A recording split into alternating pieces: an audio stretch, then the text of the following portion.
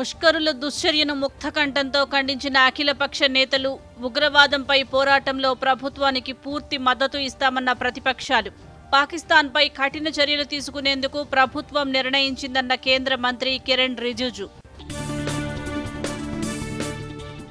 పాక్పై భారత్ వరుస కఠిన నిర్ణయాలు, పాకిస్తానీల వీసాల రద్దు, సరిహద్దులు మూసివేత, వారంలో దేశాన్ని వీడాల్సిందిగా పాక్ దౌత్యవేత్తకు సమన్లు. అరేబియా సముద్రంలో విక్రాంత్ సూరత్ యుద్ధ నౌకల మోహరింపు, అటు తన గగనతలాన్ని భారత్కు మూసివేస్తున్నట్లు పాక్ ప్రకటన. ఉగ్రదాడి హంతకులను ఊహకందని రీతిలో శిక్షిస్తామన్న ప్రధానమంత్రి, బాధిత కుటుంబాలకు దేశం అండగా ఉంటుందని భరోసా. మద్దతు పలికిన ప్రపంచ దేశాలకు కృతజ్ఞతలు తెలిపిన మోదీ. నేటి నుంచి హైదరాబాద్ వేదికగా భారత్ సమ్మిట్.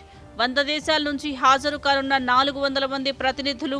ప్రపంచ దేశాలకు తెలంగాణ రోల్ మోడల్గా నిలుస్తోందన్న ఉప ముఖ్యమంత్రి భట్టి విక్రమార్క.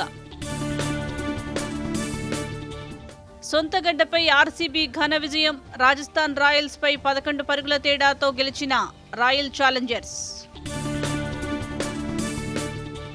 మరో 2 రోజులు ఎండల తీవ్రత అధికంగా ఉంటుందన్న వాతావరణ శాఖ. ఉత్తర తెలంగాణ జిల్లాలకు రెడ్ అలర్ట్ కొనసాగిస్తున్నట్లు వెల్లడి.